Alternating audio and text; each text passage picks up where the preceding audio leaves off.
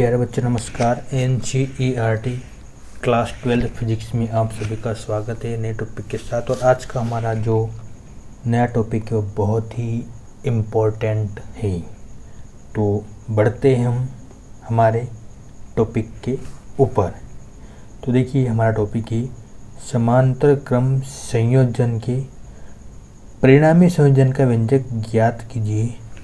अथवा ये क्वेश्चन इस प्रकार भी पूछा जा सकता है कि R1, R2 तथा R3 प्रतिरोधों के 3 चालकों को समांतर क्रम में जोड़ा जाता है। नामांकित चित्र बनाकर तुल्य प्रतिरोध का मान ज्ञात कीजिए।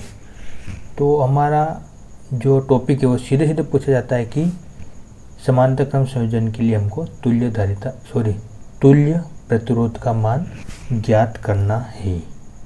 टॉपिक शुरू करने से पहले मैं आपको बताना चाहता हूँ कि यदि अभी तक आपने हमारे चैनल को सब्सक्राइब नहीं किया तो प्लीज़ चैनल को सबसे पहले आप सब्सक्राइब करें और फिर बेल आइकन को भी प्रेस करें, क्योंकि जब भी हम कोई नया वीडियो किसी टॉपिक पर अपलोड करेंगे तो सबसे पहले आपको उस वीडियो का एक नोटिफिकेशन प्राप्त होगा।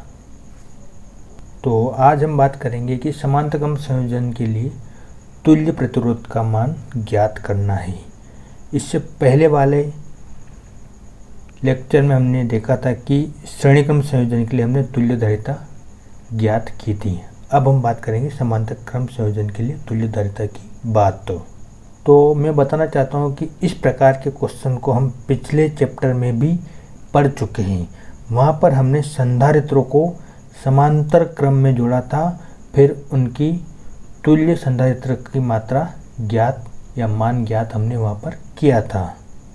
अब हम इस टॉपिक में 3 प्रतिरोधों को समांतर क्रम में जोड़ेंगे, फिर उनका हम तुल्य प्रतिरोध ज्ञात करेंगे। तो हम सबसे पहले बात करेंगे कि प्रतिरोध होता क्या है। प्रतिरोध का मतलब होता है कि यदि किसी परिपथ में धारा भरी या किसी तार के अंदर धारा गति कर रही है, यदि उस धारा के मार्ग में कुछ भी रुकावट आ जाए या कुछ भी बाधा उत्पन्न हो जाए तो जो रुकावट जो बाधा उत्पन्न होती है वही प्रतिरोध कहलाता है। तो इस प्रकार हम यहाँ पर प्रतिरोध को एक सिंबल के माध्यम से व्यक्त करते हैं, और यहाँ पर प्रतिरोध का जो सिंबल होता है वो इस प्रकार का होता है, और प्रतिरोध को हम कैपिटल R से रिप्रेजेंट करते हैं। तो ये जो है हमारे पास एक प्रतिरोध का एक सिंबल है। तो इस प्रकार के प्रतिरोध सिंबल को या चिन्ह को हम कैपिटल R के माध्यम से दर्शाते हैं। तो इस प्रकार हम ऐसे बहुत सारे प्रतिरोध को लेकर एक समांतर क्रम में जोड़ते हैं। अब हम इसकी हमें क्यों ज़रूरत पड़ी कि हम बहुत सारे प्रतिरोधों को लेकर एक समांतर क्रम में जोड़ें। तो इसका बहुत सीधा सा जवाब है कि यदि हम प्रतिरोध की मात्रा अधिक चाहिए या हमें प्रतिरोध की मात्रा कम चाहिए तो हम इस प्रकार के संयोजन की व्यवस्था करते हैं। यदि हम प्रतिरोध की मात्रा अधिक चाहिए तो हम श्रेणी क्रम संयोजन बनाते हैं, और यदि हमें प्रतिरोध की मात्रा या प्रतिरोध का मान कम चाहिए तो हम उसे समांतर क्रम में जोड़ते हैं। तो देखिए हम यहाँ पर बात कर रहे हैं समांतर क्रम की। तो देखिए समांतर क्रम बनाते कैसे हैं। तो हम अब बात करेंगे यहाँ समांतर क्रम के संयोजन की। तो देखिए हम यहाँ प्रतिरोधों को ऐसे लगाते हैं कि एक प्रतिरोध हमने यहाँ पर लगाया, इसके नीचे हमने दूसरा एक और प्रतिरोध लगाया, और इस दूसरे प्रतिरोध के नीचे एक और तीसरा प्रतिरोध हमने लगाया है, और इनको हमने नाम दिया है। पहले को R1 प्रतिरोध, दूसरे को R2 प्रतिरोध और तीसरे को R3 प्रतिरोध। इस प्रकार हम इन तीनों प्रतिरोधों को एक नोक की सहायता से या एक पॉइंट की सहायता से जोड़ देते हैं। तो इस प्रकार हमारे पास एक समांतर क्रम प्रतिरोध का परिपथ तैयार है, और इसको हम पार्श्व क्रम के नाम से भी जानते हैं। अर्थात समांतर क्रम को पार्श्व क्रम संयोजन या प्रतिरोध भी कहते हैं। अब हम इसका संबंध यानी कि जो हमने श्रेणी क्रम संयोजन जो बनाया है R1 R2 और 3 का, इसका संबंध एक बैटरी से तथा एक कुंजी से कर देते हैं। बैटरी में यहाँ पर दो लाइनें हैं, एक बड़ी लाइन है जिसको अपन प्लस चिन्ह देते हैं और एक छोटी लाइन जिसको अपन माइनस चिन्ह देते हैं, और एक कुंजी है जो वहाँ पर स्विच ऑफ और स्विच ऑन करने के काम पर आती है। इस तरह अब ये हमारे पास एक पूर्ण समांतर क्रम संयोजन बनकर तैयार हो गया है।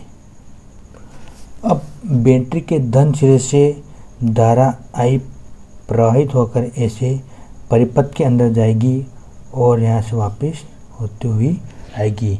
यहाँ पर हमने कुंजी के बना दिया गया है जिसे स्विच ऑफ और स्विच ऑन करने के लिए काम में आती है। अब बैटरी से जैसे ही धारा I प्रवाहित होगी तो यहाँ आने के बाद इस नोड पे आने के बाद धारा यहाँ पर तीनों अलग अलग तार में विभाजित हो जाएगी। यानी यह धारा I1, इस तार में धारा I2 और इस तार में धारा I3, यानी कि धारा I जो है तीन भाग में विभक्त हो जाएगी। तो यहाँ देखिएगा इसकी लैंग्वेज बहुत ही सिंपल है, जिससे हमने अभी रिप्रेजेंट किया है ठीक उसी भाषा में हम लिखने का प्रयास करेंगे। तो हम यहाँ लिखेंगे, इससे पहले हम जस्ट यहाँ पर समांतर क्रम संयोजन का एक चित्र बनाएंगे और अब चित्रानुसार इसमें लिखेंगे जो हमने अभी रिप्रेजेंट किया है। चित्रानुसार परिपथ में किन्हीं दो बिंदुओं के मध्य, देखिए एक हमारे पास एक परिपथ है पूरा, एक बिंदु ये है, इसको हमने नाम दिया है A बिंदु, और एक बिंदु ये है, इसको हमने नाम दिया बिंदु B। तो देखिए लिखा है किन्हीं बिंदुओं के मध्य तीन प्रतिरोध R1, R2 तथा R3 को समांतर क्रम में जोड़ा गया है।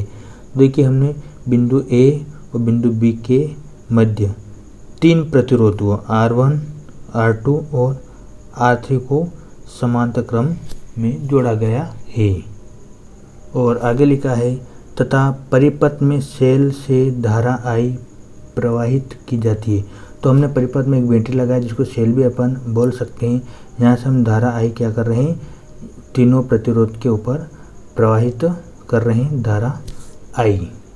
तो अब देखिएगा कि जैसे हम यहाँ से सेल से धारा प्रवाहित करती है और धारा बिंदु A पर पहुँचती है, तो बिंदु A पर तीन तार जा रहे हैं, तो यहाँ पर धारा I जो जाएगी वो तीन भागों में विभक्त हो जाएगी, यानी I1, I2 और I3। यहाँ पर तीनों बराबर भागों में विभक्त होकर तीनों तार में यहाँ से अलग अलग धारा प्रवाहित होगी।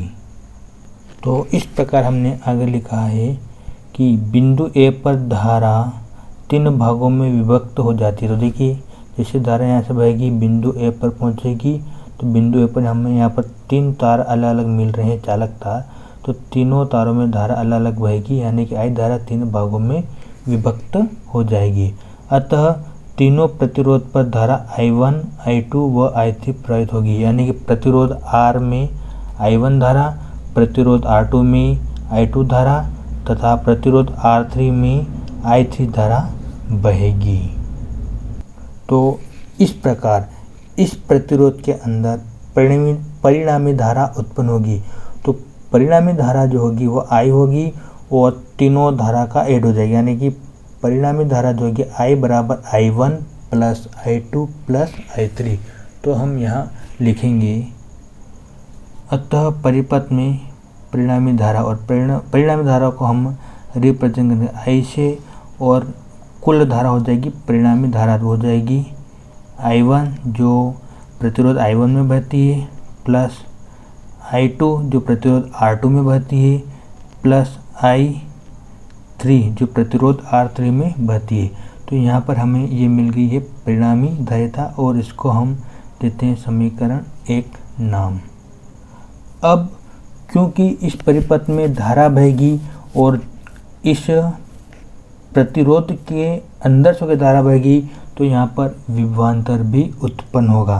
तो यहाँ पर तीनों प्रतिरोध में सेम एक जैसा विभवांतर उत्पन्न होगा और विभवांतर को हम रिप्रेजेंट करते हैं कैपिटल वी से।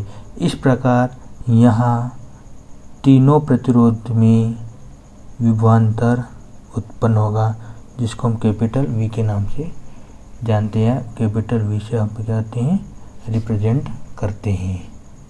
तो हमने यहाँ लिखा कि माना ए व बी के मध्य विभवांतर वी हो। ठीक है, तो हमने यहाँ पर ये नोड बनाए थे ए और बी। जैसे धारा इन तीनों प्रतिरोध के अंदर प्रवाहित होगी तो यहाँ पर विभवांतर भी उत्पन्न होगा। तो हमने लिखा कि ए और बी के मध्य विभवांतर वी है। अब हम आगे लिखेंगे कि अतः ओम के नियम से, ओम के नियम से, और ओम का नियम क्या होता है हम अच्छी तरह से पढ़ें। ओम का नियम जो होता है I बराबर V अपॉन R, ये होता है ओम का नियम। अब हम यहाँ अलग अलग धारा के लिए अलग अलग ओम का नियम ज्ञात करेंगे। तो सबसे पहले हम धारा I1 की बात करेंगे। तो I1, अब देखिए V तो यहाँ पर नोड 1 और B के बीच में हो रहा, तो जो विभवांतर रहेगा ये सब में कॉमन रहेगा ना। तो I बराबर V, और I किस में बहेगी, प्रतिरोध R1 में। इसी प्रकार I2 के लिए, यानी कि इस I2 धारा के लिए। अब I2 धारा है ये किस प्रतिरोध में बहेगी, R2 में। और इसी प्रकार हम I3 धारा की बात करेंगे। तो I3 धारा जो बहेगी वो प्रतिरोध R3 में बहेगी। इस प्रकार हमने यहाँ पर I1, I2 और I3 धारा के मान निकाले हैं ओम के नियम से। अब हमने जो I1, I2 और I3 के मान निकाले थे, इन तीनों मानों को हम समीकरण 1 में I1, I2 और I3 के जगह पर पुट करेंगे। तो देखेंगे हम यहाँ लिखेंगे, तो हमने लिखा है उपरोक्त मानों को समीकरण 1 में रखने पर, यानी जो ऊपर जो हमारा मान है इन I1, I2, I3 के मान को हमने समीकरण 1 में रखना है। तो देखिए समीकरण 1 क्या बोल रही है, I इक्वल I1, इस I1 जगह हम ये I1 का मान रखेंगे V upon R1, plus I2 की जगह रखेंगे I2 का मान V अपॉन R2। इसी प्रकार हम I3 का मान रखेंगे I3 वाला, तो V अपॉन R3। इस प्रकार हमने I1, I2 और I3 के मान समीकरण 1 में पुट किए हैं। अब देखिएगा यहाँ पर V और V हैं, तीनों में एक जैसा है, तो हम V को क्या कर लेंगे, यहाँ पर कॉमन ले लेंगे। तो ये हमारे पास बचा है यहाँ पर V कॉमन आने के बाद 1 upon R1 plus 1 upon R2 plus 1 upon R3, और ब्रैकेट को हमने क्लोज किया। हमने क्या किया, यहाँ पर I को कॉमन लिया है। अब हम आगे लिखेंगे कि पुनः ओम के नियम से, ओम के नियम से, और हम जानते हैं ओम का नियम होता है I इक्वल V अपॉन में R। और हम इसको जस्ट अभी हमने मान निकाला था, इसको हम नाम देंगे समीकरण नंबर 2, और हम लिखेंगे कि I का मान समीकरण 2 में रखने पर, तो हम क्या करेंगे, ओम के नियम से जो I का मान हमने निकाला था, ये I का मान जो V अपॉन R है, यहाँ पर समीकरण 2 में I की जगह रखेंगे। तो देखिएगा, तो हम रखेंगे I की जगह I का मान, तो V अपॉन R। ठीक है, हमने क्या है, इस I की जगह ये I का मान रखा V अपॉन R, और इक्वल में चल रहा है V, और कोष्टक के अंदर 1 upon R1 plus 1 upon R2 plus 1 upon R3, और कोष्टक को हमने क्लोज किया है। देखिए यहाँ पर v और v सेम है तो v से v क्या हो गया, कैंसिल हो गया। तो अब हमारे पास जो बचा है वो देखिएगा कि 1/r equal 1/r1 plus 1/r2 plus 1/r3। ठीक है, ये हमारे पास v से v कैंसिल होने के बाद बचा है 1/r1 equal 1/r equal 1/r1 plus 1/r2 plus 1/r3। और यही तीन प्रतिरोधों को समांतर क्रम में जोड़ने के बाद तुल्य प्रतिरोध है। और तुल्य प्रतिरोध को हम ओम से रिप्रेजेंट करते हैं, यानी कि जो ओम का जो आर का जो मात्रक रहेगा तुल्य प्रतिरोध का वो ओम होगा। ठीक है, तो हम यहाँ पर ओम का चिन्ह बना देते हैं। तो इस प्रकार ये क्या हो गया, हमने यहाँ पर तीन प्रतिरोधों को समांतर क्रम में जोड़ने के बाद उनका तुल्य प्रतिरोध वो आया हमारे पास 1/r1 equal 1/r1 plus 1/r2 plus 1/r3 ओम। और हम फाइनली लिख देते हैं यही समांतर क्रम में जुड़े तीन प्रतिरोधों का तुल्य प्रतिरोध है। तो आज का हमारा टॉपिक जो था वो बहुत ही इम्पोर्टेंट था, प्रत्येक वर्ष एग्जाम में ये पूछा जाता है। जय हिंद, जय भारत।